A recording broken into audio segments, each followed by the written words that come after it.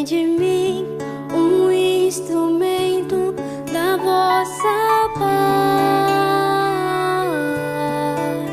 Onde haja ódio, consenti que eu semei amor. Perdão, onde haja injúria, fé, onde haja dúvida, verdade, onde haja mentira, esperança, onde haja desespero. Luz, onde haja treva, união, onde haja discórdia, alegria, onde haja tristeza.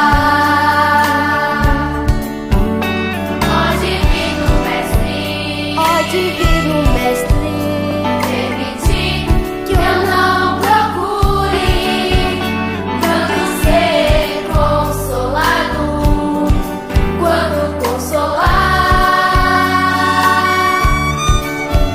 compreendido quando compreender, amado quando amar, porque é dando e recebemos, perdoando é que somos perdoados, e morrendo é que nascemos para a vida eterna. Vida eterna.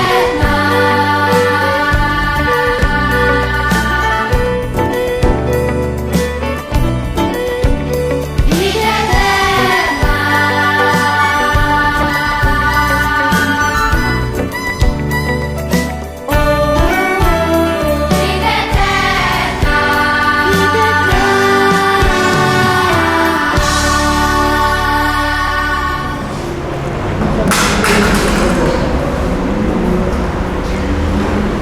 Alegremo-nos, porque estamos hoje reunidos novamente nesta casa fraterna, encarnados e desencarnados.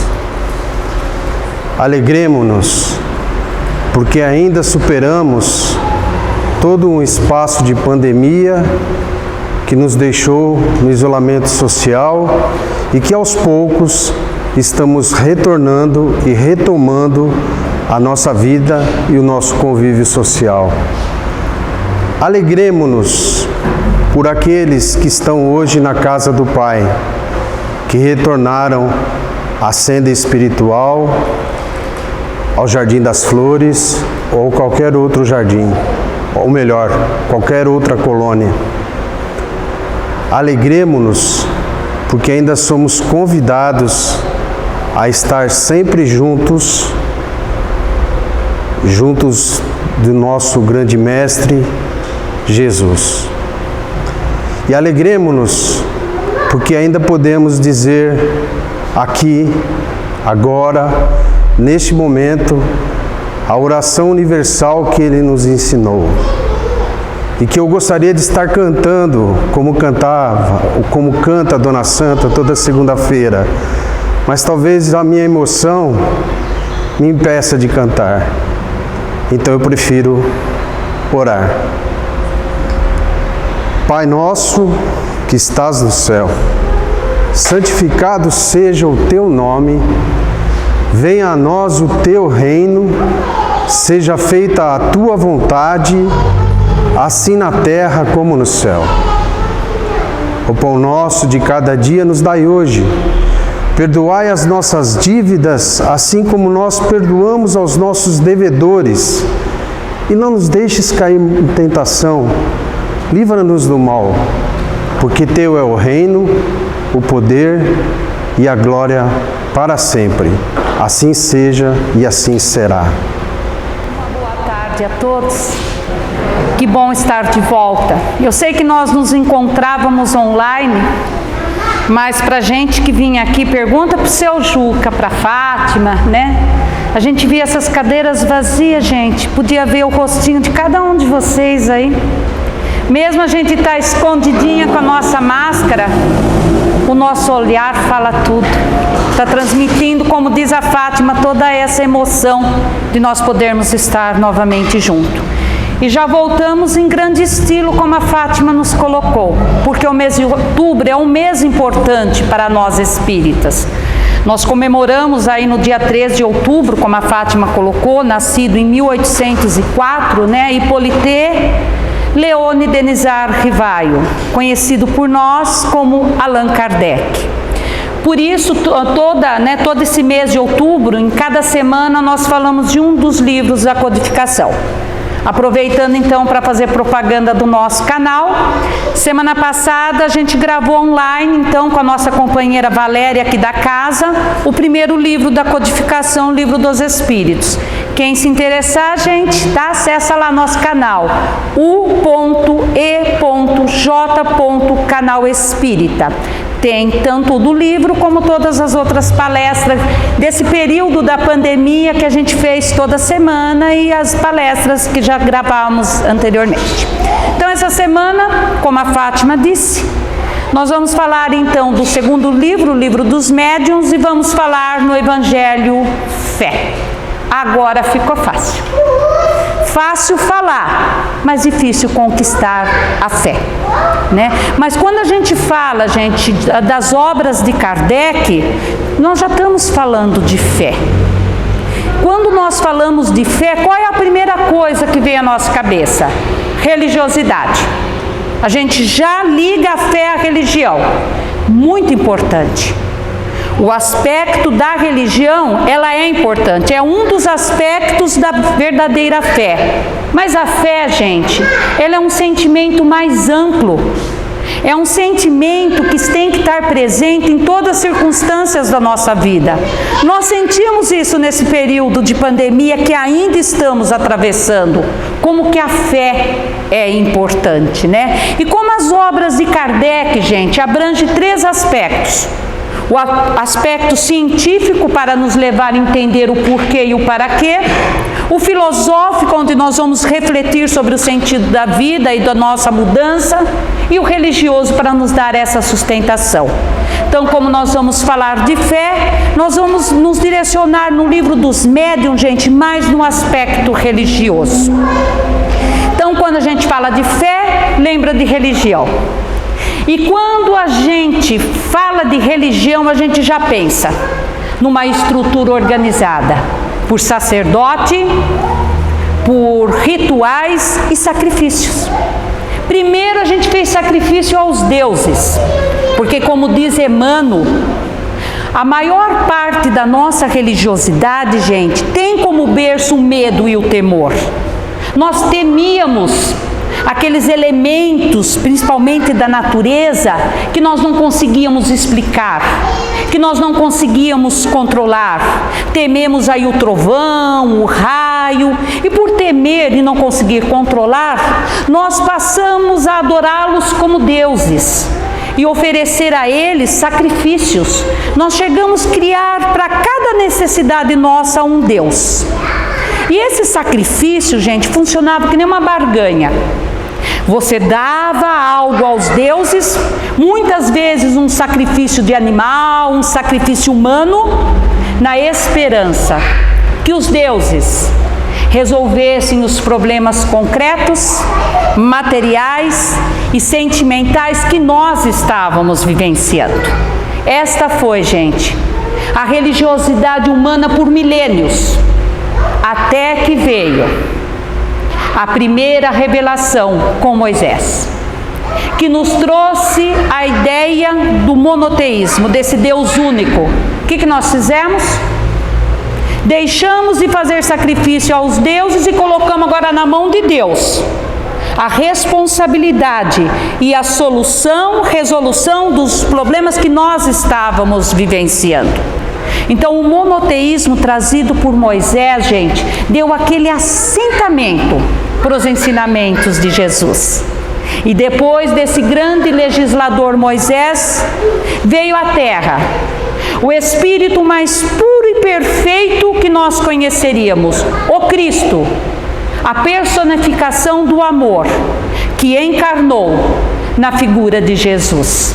E Jesus nos trouxe uma religiosidade, gente, completamente espiritual.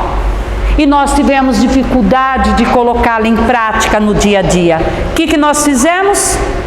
Misturamos a religiosidade trazida por Jesus com aqueles velhos hábitos da religiosidade milenar. E entre esses hábitos, continuávamos deixando na mão de Deus a responsabilidade e a resolução dos nossos atos. Ele resolveria os nossos problemas. E em troca, nós cumpriríamos todos aqueles rituais exteriores da nossa religião e estaríamos quites. O Harold, em uma palestra que ele faz, ele coloca até de uma forma engraçada. Vocês já perceberam como nós ficamos íntimos com Deus quando nós queremos barganhar? Mas a gente tem uma facilidade de falar com Ele, uma intimidade. Olha, Deus, o senhor viu lá, hein? Esse mês eu bombei na prática da caridade. Eu fui na Casa Espírita o mês todo. Fiz campanhas do quilo, ajudei a Fátima lá na assistência social. Ajudei no serviço braçal, não foi só financeiro, não. Ajudei umas famílias que estavam precisando. Fiz a explanação do Evangelho a semana inteira. Dei não sei quantos passes. Olha, trabalhei bastante. Então, Deus, esse mês eu me descontrolei um pouco. O cartão de crédito está atrasado. Os juros é altíssimo. Não dá para o senhor fazer aparecer um dinheirinho extra? Pode ser honesto, viu, Deus? Mas dá um jeitinho. A gente continua barganhando essas coisas mais simples. Nós transformamos, gente, o cristianismo num conjunto de rituais exteriores da nossa religião, de práticas, de cultuar símbolos sagrados. Nós transformamos o cristianismo, gente, num conjunto de instituições e hierarquias que repetiam as velhas experiências da religiosidade humana. Lógico que as experiências que nós vivemos teve o seu papel. A evolução não dá saltos. Então, tudo aquilo que a gente vivenciou, o medo, o temor, não conseguir controlar as forças, realizar sacrifícios, adorar vários deuses, foi importante para que a gente amadurecesse essa essência do Deus único. E não só na religiosidade, gente. Todas as experiências que nós passamos têm seu papel, têm seu valor. Traz aprendizado, nos enriquece.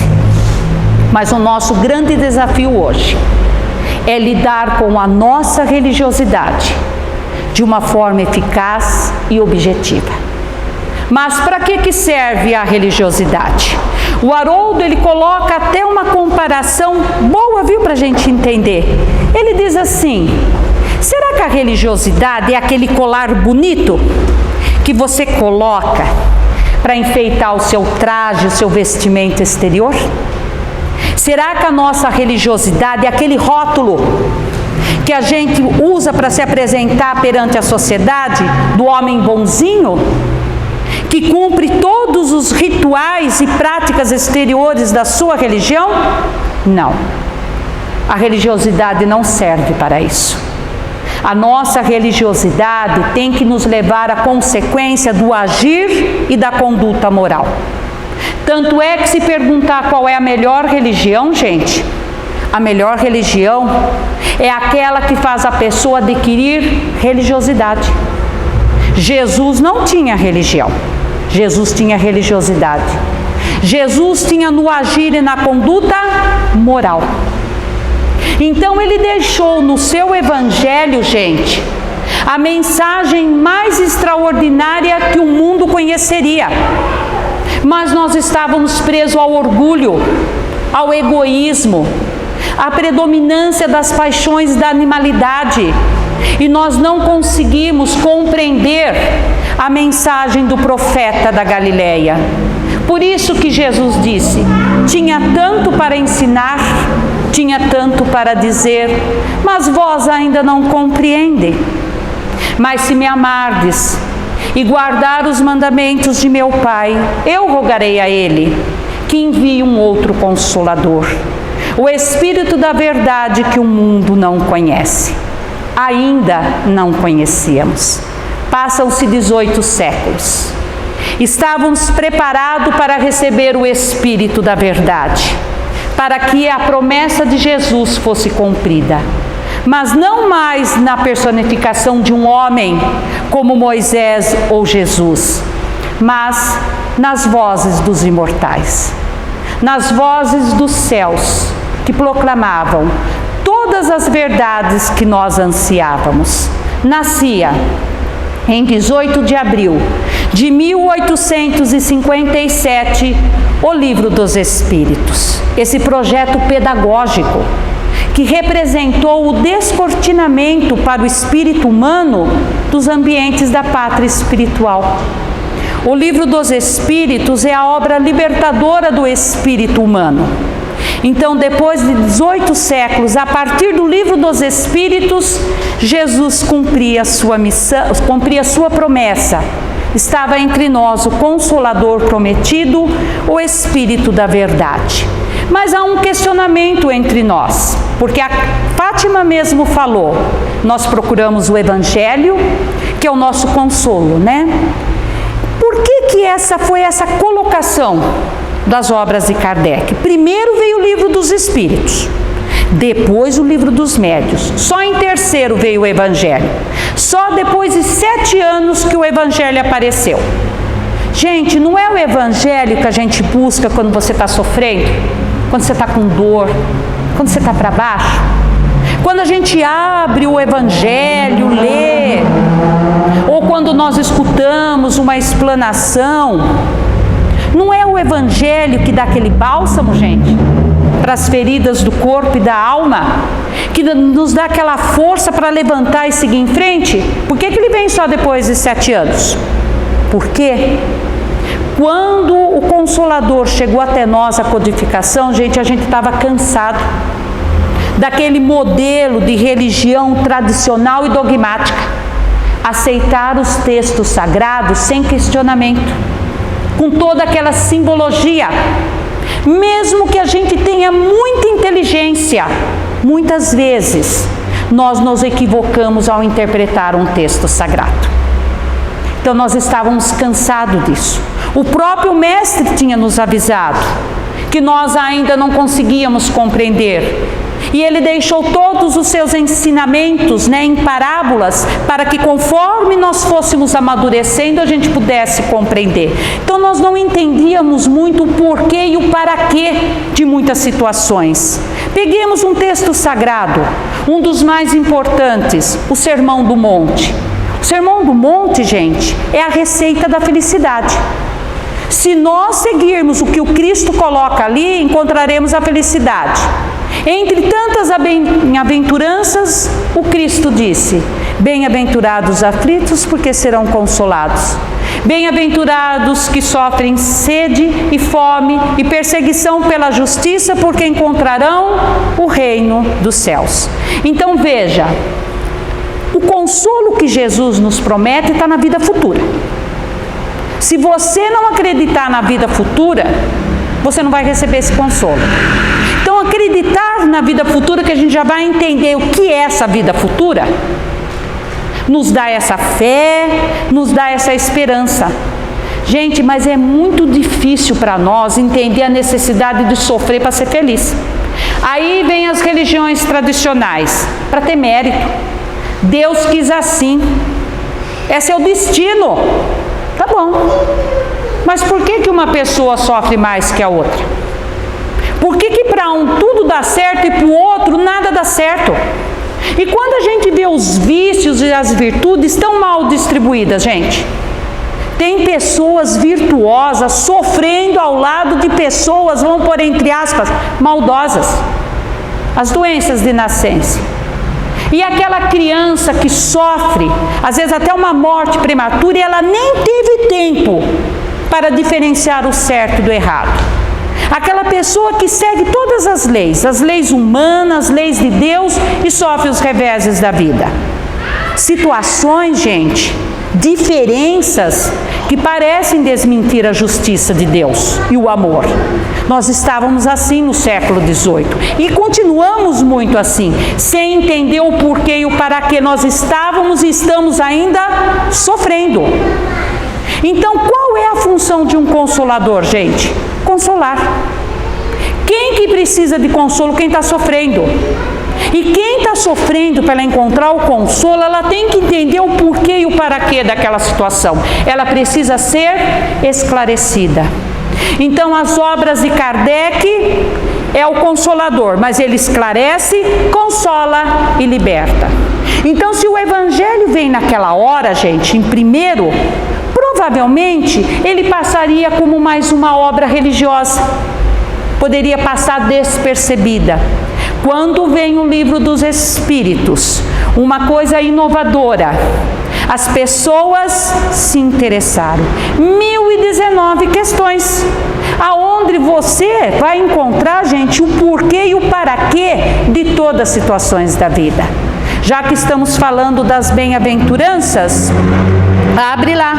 Nas 1019 questões, vamos entender.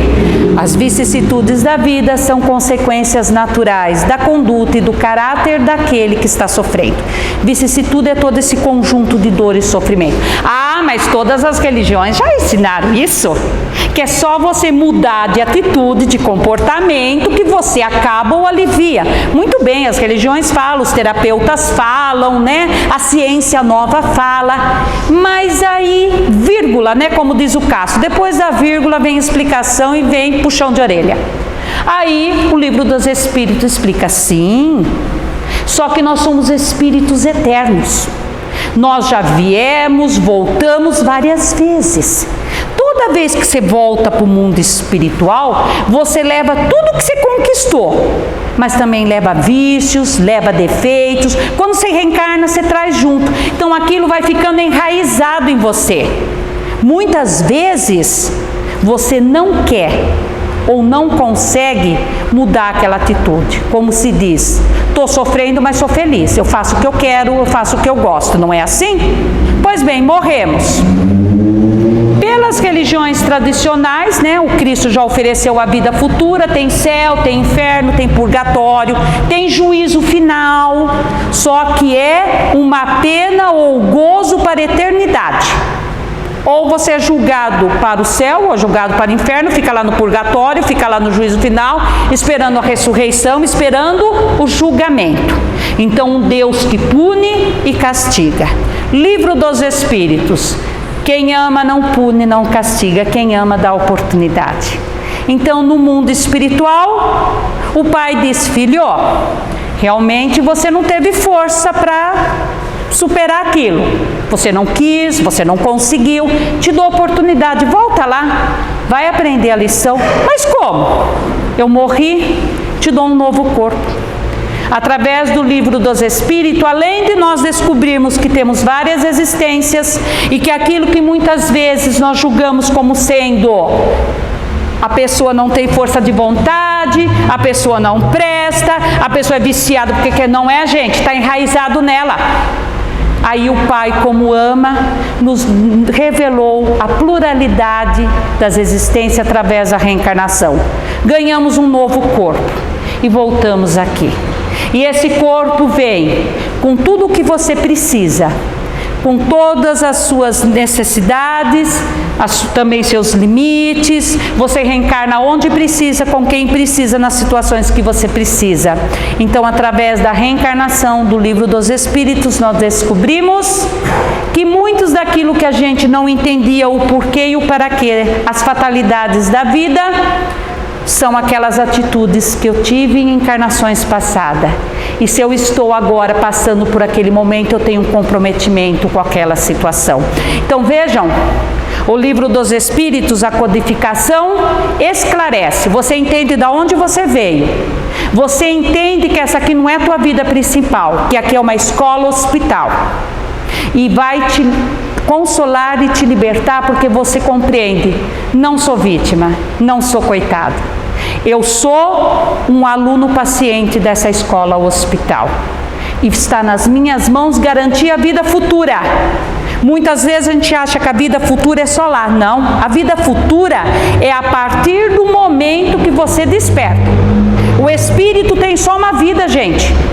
Nós mudamos de condição. Uma hora estamos encarnados ou desencarnados, mas essa vida futura não é só após a morte. A vida futura é a sua vida. Então você pode garantir uma felicidade aqui como após a morte. Então veja, esclarece, consola e liberta. Mas aí a espiritualidade disse a Kardec é pouco. Eles precisam de mais esclarecimento. Eles precisam de mais consolo para se libertar. Pega o livro dos Espíritos e divide em 4 partes. Por isso que são 4 livros. Você pega a parte 2, que fala do mundo espiritual, e transforma no livro dos médiuns. Pega a parte 3, onde está as leis morais, e transforma no Evangelho segundo o Espiritismo. Pega a parte 4, onde fala exatamente das penas e gozo futuro, transforma no céu e inferno. Depois você pega um pouquinho de cada parte, fala mais de Deus, do Criador, da criação, da evolução dos seres e transforma na Gênese. Então o papel de Allan Kardec, do codificador, gente, foi organizar, foi sistematizar aquelas milhares e milhares de mensagens recebidas por centenas e centenas de médiuns, espalhado por dezenas e dezenas de casas espíritas em países diferentes. Separar realmente, gente, o joio do trigo, como está na Epístola de João.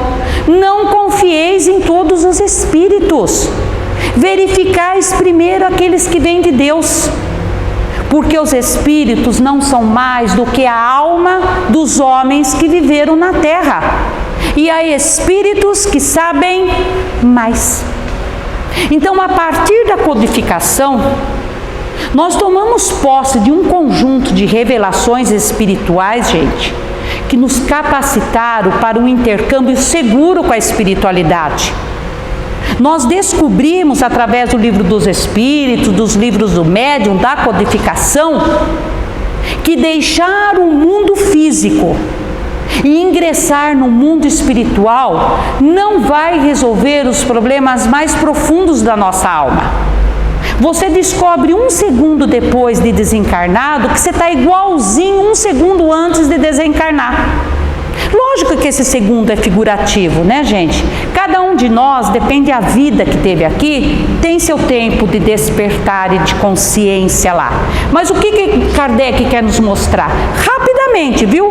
Você despertou, tomou consciência que você está no mundo espiritual, você descobre, mas estou igualzinho. Só deixei o corpo físico lá e todas as minhas conquistas da matéria ficaram lá.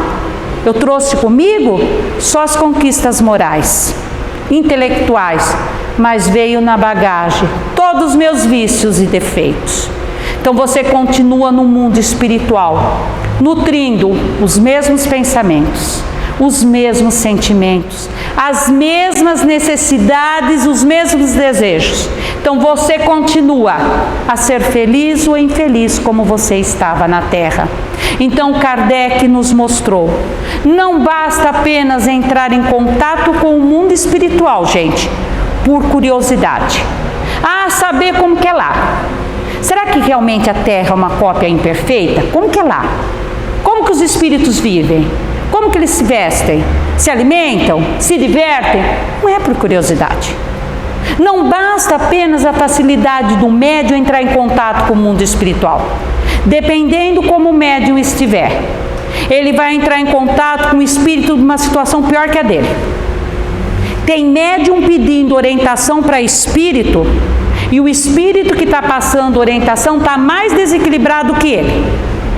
Muitas vezes nós estamos num processo de tristeza que é tão comum, gente, é uma dor humana. Você vai entrar em contato com o espírito com depressão. Então o livro dos médiuns, ele amadureceu o nosso intercâmbio. Porque Kardec nos colocou numa condição de um contato adulto, gente, com a espiritualidade. Contato adulto é quando você entra em contato com o espírito, você tem que manter uma condição de crítica. Você tem que avaliar o que o espírito está fazendo ou falando pelo raciocínio, pela lógica, com uma crítica construtiva. Então o livro dos médiuns, ele só amadureceu, gente. Esse contato com o mundo espiritual sempre existiu. Não é invenção do livro dos médiuns e nem de Kardec. O mundo espiritual sempre existiu. Os espíritos e sua relação conosco é pela eternidade. Só faltava para nós uma educação. Então, o livro dos médiuns, publicado em 1861, tem uma das finalidades: desenvolver a parte prática da doutrina. Por isso que Kardec o considera, junto com as outras obras, uma continuação do Livro dos Espíritos. Então, o livro dos médiuns, gente, ele nasceu daquela naturalidade das pessoas que se dedicam à doutrina espírita de entrar em contato com o mundo espiritual. Mas diariamente, quem é médium sabe, diariamente, as experiências nos mostram, gente, os fracassos, as desilusões encontradas nas práticas mediúnicas, tudo decorrente da ignorância dos princípios doutrinários. Então, uma das finalidades do livro é facilitar aquilo que sempre existiu, o seu contato com o mundo espiritual, mas de forma adulta, segura e madura. Então, o livro dos médiuns, de uma forma bem simples, é para médiuns, para aqueles que têm mediunidade. Aí muitos de nós falam assim: mas eu não vejo, eu não escuto, eu não falo, eu não tenho o dom da psicografia, de efeito físico, de cura, todas essas manifestações mediúnicas. Então não sou médium. Então posso engavetar o livro dos médiuns? Como diz a Fátima bem, falou para nós, muito espírita não conhece. Posso deixar ele quietinho lá? Será que nós não somos médiuns? Será que nós não temos mediunidade? Será que o livro dos médiuns foi feito para um grupo só de espíritas? Qual é a faculdade do médium? Mediunidade. O médium é todo aquele que tem uma facilidade de entrar em intercâmbio com o mundo espiritual. E ele se utiliza da mediunidade, que é essa faculdade. A faculdade da mediunidade, ela é orgânica ou você pode adquirir a hora que você quiser? É como uma faculdade, quando a gente termina o ensino médio e você vai escolher a sua profissão? Então, geralmente, a gente vai pelas nossas habilidades, nossos dons, muitas vezes pelo poder aquisitivo que vai me oferecer, o status social. É assim que funciona com a faculdade? Então, a partir de amanhã eu quero ser um médium de psicografia, eu entro numa faculdade e aprendo a ser médium? Não, gente. A mediunidade é uma faculdade orgânica, ela é natural. Tá? E qual é a ferramenta que o médium usa na mediunidade? Pensamento. Então, esses médiuns que nós falamos, que manifestam, são médiuns ostensivos. O que eles são? Eles são médiuns que têm uma sensibilidade maior e conseguem transmitir. Tem médium que tem uma sensibilidade um pouco menor, tem médiuns com sensibilidades grandes. Ele manifesta de várias formas. O Chico é um deles. Bacelli descreve Chico como sendo a encarnação do livro dos médiuns. Todas as mediunidades, gente, que se vocês lerem no livro dos médiuns, Chico possuía, em grau avançado. Então tem médium com maior ou menor. Então esses médiuns que manifestam são os médiuns ostensivos. Aí, se a ferramenta da mediunidade é o pensamento, eu pergunto para vocês, só os médiuns com essa sensibilidade pensam? Ou nós pensamos? Todos nós pensamos. E se nós temos, gente, a ferramenta usada na mediunidade, e a mediunidade é uma faculdade orgânica, todos somos médiuns. O que nós podemos não ter, gente, é uma sensibilidade para transmitir a sensação do espírito. Mas isso não quer dizer que nós não sentimos a influência do mundo espiritual. Então, o livro dos médiuns para todos nós. Todos nós somos médiuns com maior ou menor sensibilidade. Todos nós temos mediunidade. a própria vida é um ato mediúnico, todos nós precisamos do livro. Sabe por quê? Porque o livro dos médiuns faz parte do Consolador prometido. O Consolador prometido, ele consola, ele esclarece, ele liberta, mas não é um grupo privilegiado, para todos. Então, quando nós não temos esclarecimento, se nós recebemos a influência através do pensamento, que nós descobrimos, né, que dependendo como o médium está, todos somos médium, é com o espírito que você vai se comunicar. Quando você não tem esclarecimento, vocês já falaram ou ouviram alguém falar assim, estou com encosto, estou carregado, e estou com a influência do espírito maligno, obsessor, dependendo da religião, é o demônio. Já ouviram? Vou passar para vocês 10 sinais de alerta, 10 sinais vermelhos, que o caminho da experiência nos mostram, gente, uma provável queda na obsessão. Vejam se vocês se encaixam em algum desses sinais. Quando nós entramos na faixa da impaciência, quando nós acreditamos que a nossa dor é maior que o do outro, quando nós vemos ingratidão nos amigos, quando imaginamos maldade nas atitudes dos companheiros, quando a gente só comenta o lado menos feliz dessa ou daquela pessoa, quando nós vivemos reclamando apreço e reconhecimento, quando supomos que o nosso trabalho está em excesso, quando passamos o dia a reclamar a colaboração do outro, mas nós mesmos não fazemos o menor esforço, o menor serviço. Quando queremos fugir de nós mesmos, nos entregando à bebida ou outro tipo de entorpecente. Quando nós acreditamos que o dever é só do outro. Encaixar em algum desses sinais, eu me encaixei em todos. Em várias situações da minha vida. Agora eu pergunto, esses sinais vermelhos são nossos ou do encosto? Do espírito mal, do obsessor? Pode dar o nome que vocês quiserem, a espiritualidade não se importa. Os sinais são nossos, né? Então, gente, existe encosto, existe obsessor, existe influência do espírito maligno? Existe. Mas diz para mim, se os sinais são nossos e tem muitos outros, a culpa é nossa ou deles? Nós, através do pensamento, sintonizamos com espíritos que têm a mesma afinidade nossa. Porque da mesma forma, gente, que aqui na Terra, muitas vezes pessoas amigas nos mostram, olha, está errado, tem que mudar, mas você não quer. Na hora que você desencarna, que você nutre os mesmos sentimentos, os mesmos pensamentos, a espiritualidade vai oferecer ajuda. Se você não quiser, tem o livre-arbítrio. Você vai querer nutrir ainda os vícios, defeitos, a necessidade. Aí você vai se aproximar pelo pensamento com quem? Quem se afiniza com os mesmos sentimentos e os mesmos pensamentos. A hora que nós não temos esse esclarecimento, o que você faz? Preciso encontrar um médium forte para tomar um passe, tomar banho de sal grosso, descarrego, preciso procurar o pastor, fazer um exorcismo, me confessar. Vale isso, gente, para tirar aquela influência, às vezes ruim? Lógico que vale. Tudo onde tiver a boa vontade, tem a contenção magnética. Mas, gente, numa mesa mediúnica, quantas vezes o espírito fala, eu estou indo embora, mas vai vir outro, porque ela permite. Então, o livro dos médiuns nos esclarece. O seu corpo, gente, quem manda é você. O seu corpo é a sua casa. Você não abre a porta da sua casa para quem você quer? Muitas vezes aquele espírito, ele não tem nenhum comprometimento com você.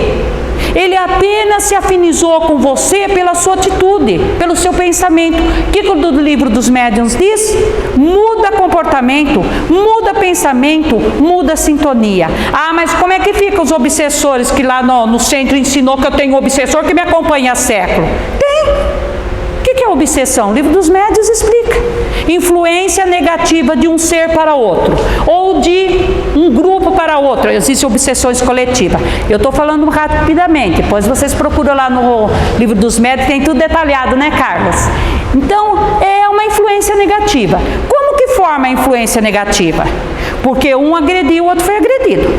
Então, sentimentos que ficam aí é ódio, rancor, vingança, melindre, né? E esses sentimentos, gente, são sentimentos negativos, pesado. Então, gera ali uma energia entre o agressor e o agredido, que você fica com aquela influência. Aí a gente põe a culpa em quem? No desencarnado. O livro dos médiuns vai esclarecer. Quem disse que a culpa é só do desencarnado? A obsessão, gente, sim, muitas vezes é do desencarnado para encarnado. Mas quantas vezes numa mesa mediúnica se descobre que o desencarnado aceitou ajuda, quis corrigir o erro, mas o encarnado aqui não perdoa? Ele que está fazendo a ligação com o pobre coitado lá que quer evoluir. Então existe obsessão de desencarnado para encarnado, sim. De encarnado para desencarnado, sim. De desencarnado para desencarnado, morre, reencarna, desencarna. São, sim, aquelas obsessões de séculos. Existe também de encarnado para encarnado. Você está procurando numa mesa mediúnica responsabilidade de desencarnado e o teu obsessor é encarnado. Porque o pensamento, gente, não tem distância. Às vezes o conflito está ali, ó, entre dois encarnados. Existe a auto-obsessão. É quando os seus obsessores particulares tiram férias. Ele fala assim, olha, ela está tão impregnada no sentimento de ódio, de vingança, que eu vou aproveitar e vou tentar obsediar o pai, a mãe, o irmão, o filho. Sabe por quê? Porque eles estão orando. Eles estão procurando o caminho do bem. E ela já está se perdendo sozinha. Então veja, gente, o livro dos médiuns vem nos mostrar isso aí para todos nós, viu? Os médiuns ostensivos ou não. Mudança de atitude, mudança de comportamento. No caso da obsessão, que são esses espíritos que têm um comprometimento, por que ela existe? Falta de perdão. Então todas as obras de Kardec estão nos ensinando a perdoar. Mas perdoar não significa esquecer. Mas que você tire esses sentimentos de ódio, de rancor, de melindre, de vingança do coração. Ah, mas não dá mais tempo, ele morreu? Como que eu vou pedir perdão ou perdoar? Pensamento. Pensamento não tem distância. Então, se a pessoa já desencarnou, por isso que Jesus diz, né? Reconcilie com seus adversários enquanto é tempo. Mas se não dá mais tempo, desencarnou, ou você não tem a humildade ainda, não tem a coragem, faz por pensamento, gente. Em pensamento, perdoe ou peça perdão. Corta essa ligação. Porque a ligação, gente, entre duas pessoas que nutrem esse sentimento, amarra a vida sim. Não deixa seus projetos decolar. Não deixa suas convivências, tanto a familiar, sentimental, de amigos, fluírem de uma forma positiva. Faça a sua parte. Se o outro não quiser, ele vai ter o momento dele. Então veja, o livro dos médiuns, gente, é para nos mostrar, somos no mundo espiritual, temos esse contato por toda a vida, sempre tivemos, então está nas nossas mãos. Qual é a companhia espiritual que você quer? Por isso que eu disse para vocês que falar das obras é falar de fé. Para que naquele momento que a dor, que o desafio, que as dificuldades cheguem até nós, não nos pegue no momento de fraqueza de fé. Então o livro dos médiuns nos leva a conquistar uma fé raciocinada, porque nós sabemos como que esse sentimento é importante no momento difícil. Nós estamos vendo aí na pandemia, né? Esse momento que nós estamos atravessando. Mas a nossa fé nos momentos difíceis, gente, não pode ser pautada naquilo que você ouviu falar, hein? Porque nós temos a receita para a felicidade e resolução do problema do outro. E nós achamos sempre o culpado para o outro. Então está acontecendo isso porque você está com encosto, você está com obsessor, é influência de fulano, a pandemia está nesse problema por causa do governo, é política, é corrupção, sempre é o outro. Não, gente. Quando o desafio chegar, a nossa fé tem que ser pautada no fato, sim, mas tem que ser analisado por nós, com a razão, com a lógica, e entender exatamente o porquê e o para quê daquela situação. Por isso que Kardec diz, verdadeira fé é aquela que encara face a face, frente a frente, a razão em todos os tempos. Então, a nossa fé, ela tem que ser alicerçada nos princípios da doutrina. Quanto mais você entender os princípios, mais a tua fé fortalece. Porque Emmanuel diz, conquistar a fé é alcançar a possibilidade de não dizer mais eu creio, mas eu sei, mas pautado na razão, na lógica e na moral. O grande problema, como diz Emmanuel, é confundir crença com fé. Quando você apenas crê e o desafio chega, você desaba. Porque quem crê, gente, ele acredita, mas ele tem que ver para ter certeza. Como é que você vê certas coisas em um mundo de provas e expiações? Aonde você nasce com o abençoado véu do esquecimento, para conseguir suportar, passar e vencer certos resgates dolorosos. Existem situações na nossa vida, gente, que nós não temos estrutura emocional para entender o porquê e o para quê. Mas quando você tem fé, você não apenas acredita, você se entrega, você se coloca à disposição da providência divina. Porque quando você apenas crê e o problema chega, você fala assim, por que isso está acontecendo comigo? Eu não merecia passar por isso, Deus se esqueceu de mim. Deve ter tido algum engano, porque eu não precisaria passar por isso. O que acontece? A crença, gente, é aquela fé cega. A hora que o problema chega, você se revolta, desespera. Você, muitas vezes, como diz, cai fora. Quando o bicho pega, você fala assim, eu passar por isso? Eu não preciso fazer esse esforço por fulano, por essa situação. Então quer dizer, quando você apenas crê e o desafio chega, você cai fora, você perde a oportunidade de aprender a lição que aquele momento te oferecia. Agora, quando você tem fé, você está comprometido. Você aprendeu nos princípios da doutrina, que as vicissitudes da vida são consequências da minha conduta e do meu caráter, e se eu estou envolvido com aquelas pessoas, com aquela situação, porque eu tenho um aprendizado ali. Então ter fé, gente, é saber que no nosso caminho, as vicissitudes que aparecem são aprendizado. Então ter fé é primeiro você se entregar à providência divina, e na hora certa você vai saber, sempre foi assim e sempre será.